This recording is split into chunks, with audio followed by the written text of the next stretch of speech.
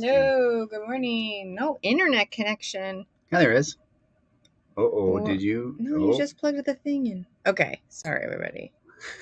That was crazy. Okay, I have questions. You guys, this is going to be a shorter one today, but no, we have that topic you brought up yesterday we were going to talk about, right?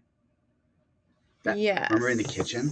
Yes, but I also have another one. So, okay. That is not on, but this is not so on? I'm just going to. Okay. So, I'm reading this book about time. It's really great. Really love it. It's got some really great insights in it, and some things are very, you would argue that it's a book about time management, but it's really about seeing. Couple scene, you think? You are not listening because you are typing, and he clearly doesn't know what I'm talking about, but he's like I was trying to share the video. He's trying to be a part of the conversation. Welcome to Ordinary Relationship. Wow. Hey, we're not trying to show you how to have it all the time. Are you going to listen now? I am listening. We're opening up the lines. So, my gosh. I want to share that. Was that like just so ordinary and rude or what? I see it. People are probably laughing because they know they've experienced like it. I was talking about time and he's like couples. I'm like, no, not even what I was saying. So while Zach is doing that, I will just say that this book is not so much about time management as it is about just like seeing how we use time. My hair is doing this like Queen of Hearts thing. What? But so anyway, yep. What I was reading today was really great. Because one of the aspects of time, or what makes us, we need more, don't have enough, yada, yada, yada, is that when we do have it, how there is an extent of people wanting to have time and be alone. Like, I love my alone time, and you like hear things like that. The reason you love alone time is because before the alone time, you're with people. And like the reason that if you were to have like only alone time, like forever and ever, you'd be, and like for one example they used, which was like so great, was like travel bloggers, is that they mentioned this one guy, like one year he traveled to 17 different countries. And then the following year he went to 10 different countries, and he was going to all these beautiful places, right? The Eiffel Tower, Taj Mahal, and all of these things. And he was arguably just got to be this like amazing master of his time, right? He got to travel. He was doing what he loved, which was like writing and taking pictures and all of these things. And then when all is said and done and he comes home, he had just done all that stuff, and there was like no memories, nobody to share it with. There was no one to reflect the memories and the ride that he just had. And so because of that, it made him feel like, even though he was doing these great things, that he had also like wasted that time. And so I just thought it was so interesting, because time, and where at least I am in this book right now, is like very much linked to relationship. Like if you, like the Harry Potter hourglass, like when you are enjoying your time with people, it goes fast. And when you're having a hard time with people, it's going slow. And, yes. Yeah. Hand me that pen real fast. You said a couple things I didn't want to miss that you went by. It's funny what you're saying. It reminds me of this moment we were watching. I don't know how we fell into this, but Saturday morning we just relaxed, and sometimes we were watching Alone. That show called Alone, where they go out, 10 contestants go out in this like it's ultimate survival by yourself, alone, for as long as you can go, and the contestants don't know when the other contestants drop out. Yeah, and they're truly alone. They're given like a GoPro camera and a bunch of other cameras to just film themselves. And there was a scene yesterday that Carnegie and I were watching, and it reminds me of what you're saying. He was sitting there of like having this conversation of like, I'm sitting here alone, like suffering for your entertainment. And then eventually he said, like, the only thing that really keeps me going is just knowing that someone's going to see this. Like, you guys are going to see me just look like an idiot here, and you're going to judge me. He's like, and he was in a tough spot, but he was relating to the fact that he was talking to himself as if someone was going to receive it. And you're still, like even though he's alone, he's still in relationship, knowing someone's going to watch this footage. It's going to be edited at the end of this. I may win, I may lose. Like, he's still alone, but inside of relationship. Was interesting because one of the guys who went home for family. Like, he went home for relationship. Like, he couldn't take it. Well, he realized what actually mattered more. It's like, your ego and your pride, and he's Yeah. just like, what am I doing? Yeah, Like, so it was really, really interesting. So let me ask you in a that question, book, though. in this part so far. Have you read this section? So do you feel like when people say, it kind of reminds me of like the hand, right? Like a hand is the front and the back. And when people say, I prefer alone time, do you think what they're really referencing is that you can't really appreciate alone time without relational time, and vice versa? It's like there's this beautiful, powerful, extraordinary acceptance of. But what are you? I'm curious if it's. No. I have a question. Oh, sorry. What is that person? Maybe not what are you, but what is that person trying to accomplish by the alone time? Is for what? Well, it depends. If you ask me, I have a different experience, but for me, alone time, it's an appreciation for togetherness. Yeah. Like I desire alone time, and I'm an extrovert, and sometimes I really want to be alone. And the alone time is to recharge for the togetherness. Yeah. So it's interesting because it's not that like people don't want, or like, no, I could be alone forever. But even so, let's say you were alone forever, you're a master of your time. You've got all the time in the world, all the money in the world. Even so, you would probably still end up like creating or writing or something, doing something that at some point someone else in a relational sense is going to see. And so it's a really cool little piece of the book. And it sounded like there was a movie made out of some guy who basically lived on a cruise ships for like a really long time. And he would like enroll people that he had like the greatest life because he doesn't have to cook, he doesn't have to clean, he doesn't have to do this, he just gets adventure and go to all these cool places. But essentially he was alone. And his friends were like the staff, and the staff, they called him Super Mario.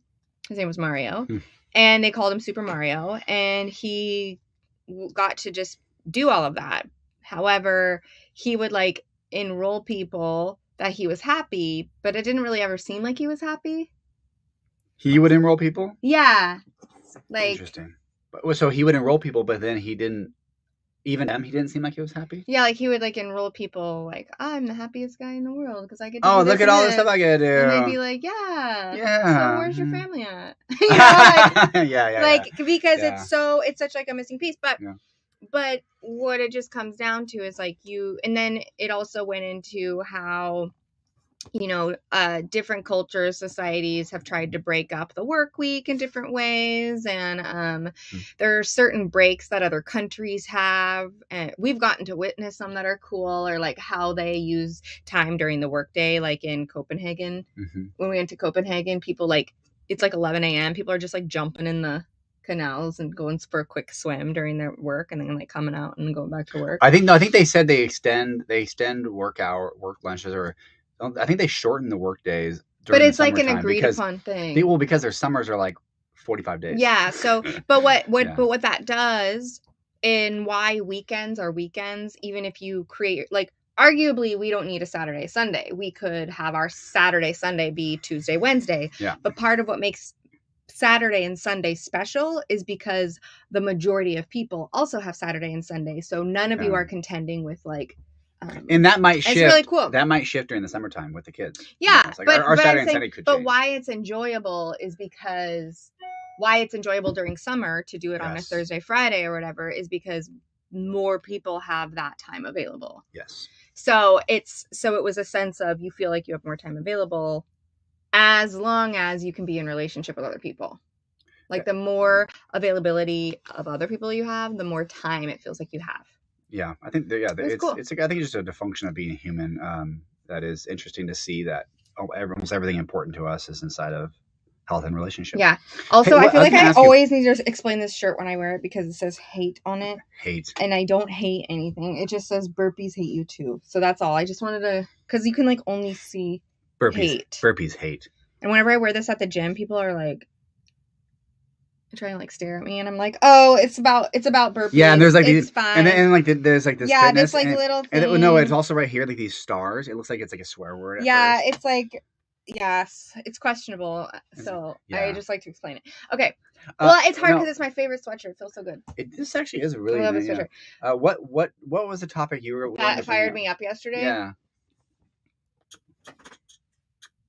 Ladies, talking to you. Ladies, not me. No, I'm Oh, talking okay. to the ladies. You are not included. Okay, Polar really wants in. I can hear him barking. Listen, Linda. Linda, Linda. you have got to know Hold on. that we get a lot of people reaching out to us in regards to relationship. And right now, in particular, we have noticed a trend. This trend is Oh, do you want me to get the soapbox real quick for you?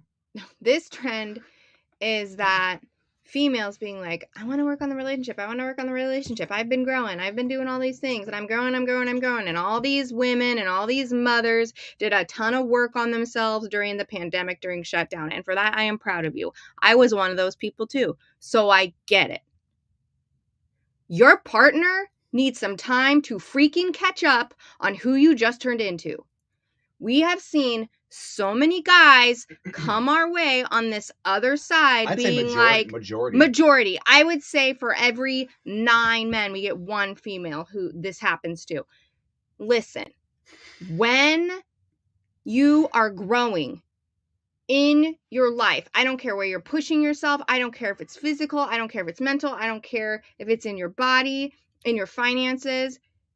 You cannot expect and place the assumption on other people that they're doing the same thing and then are going to all of a sudden be able to accept who you are now. Because you know you are a new person now. You've got these new habits now. You've seen some things. You've had a breakthrough of some kind. And then what we notice is these guys are coming around being like, wow, that is cool. You know what? I'm ready. And I see my role. I see my role and I'm ready for change. And you know what? You have done so much work and I am ready for this. I am ready to put my 2 feet into this relationship instead of 1 toe in, 1 toe out. I'm ready for change. I'm ready for new habits and I'm ready to evolve. And you know what we see? We see these people who are 10 steps ahead of their partner go, too late, bye. And it's the women. And you know what's really a bummer? Is that these men who are reaching out to us are still freaking taking the steps to growth, to improving themselves, to doing all of these things. And if you choose to exit relationship every time that you have had a breakthrough, you are going to continue to do that every single time you have a breakthrough. And it's just going to appear again in a new way. And it will be how you do relationship. And what I want to offer you here is a possibility of actually walking with your partner. Once you've been through something, it's much easier to go back and then help other people through something. And what's cool when you do it in relationship is that you're actually having this together experience, this actual like togetherness experience walking through. Think of like a Spartan race. Have you ever seen one of those Spartan races? It's got all the obstacles, it's through the mud and a bunch of stuff. You can tell the people who've done it before. You know why? Because the people who've done it before, they watch people go up and they go up some rope or something and they're like, ooh, I don't know if that person's going to make it. I'm going to stay back here. Yep, they need my help. And then they go and they push them up. If you've ever watched one of those races, you'll see the people who've done it before because they're lifting up ropes for people to get underneath or they're reaching their hands out and pulling. The people who are doing it the first time, they have tunnel vision. They're not helping anybody. They're just like trying to get through it. And your partner who's 10 steps behind you is just trying to get through it. Do yourself like a magnificent, extraordinary thing in your relationship and just wait a freaking minute before you exit them all the time. Some of y'all are exiting them emotionally or exiting them physically or exiting them mentally. And your partner just saw something beautiful in you and said, wow, I want some of that. And now what you've been waiting for is right there. And you're like, uh-oh, I don't know them that way though. So I'm going to, they didn't know you that way either. So anyway, why I'm so freaking jazzed about this right now is because last night we were like, whoa, because we're looking at all of these contacts we made. And in almost every single one of them, it's an instance of private DMs, just people were and phone calls and Zooms and walks. I mean, it's been all over the place. And I'm proud of all of these women for like growing and sinking their teeth into themselves and like seeing what it's like to step out of motherhood and into new possibilities, step into the new possibility of your relationship. So anyway, I just want to say that just because somebody's 10 steps behind you, they're not too late. They're coming.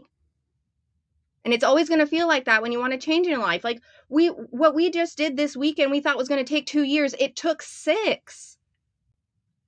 It's coming. So anyway, I'm sorry. It just got me freaking jazzed because, and I say that in love and in kindness, because there was many times where I wanted to exit. There was many times where I was like, he's taking too long. Peace out. I'm not waiting. And I really wanted to. And I'm so glad I didn't, because I would have missed out on an extraordinary relationship over here. The enemy Yep. will use 2 tactics. It'll get you to believe it'll never happen, so you're hopeless. Mm-hmm. Or it'll discourage you by using delays, by thinking you can have it sooner. And that you're right. Or you think you can have it all the time. And that you're right. Everywhere. Yep. With everyone.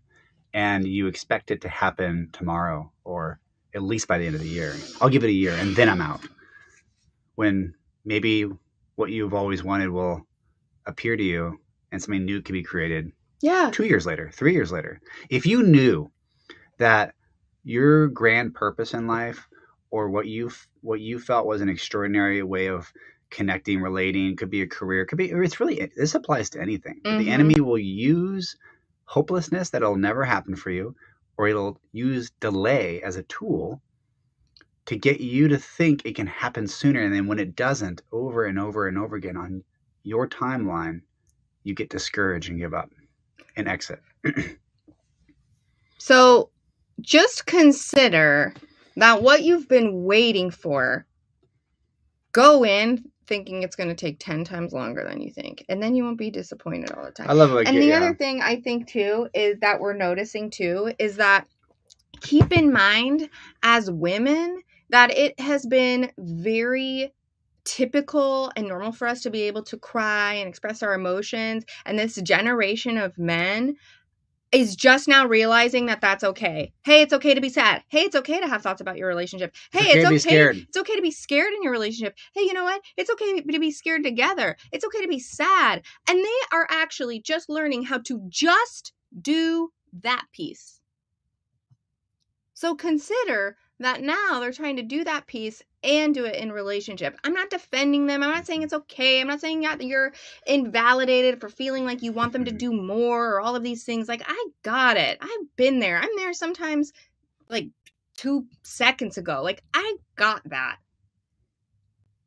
And you gotta realize that when you have the white space, when you're feeling this is taking too long, like, man, the enemy will creep in and just be like, you're right. You should go.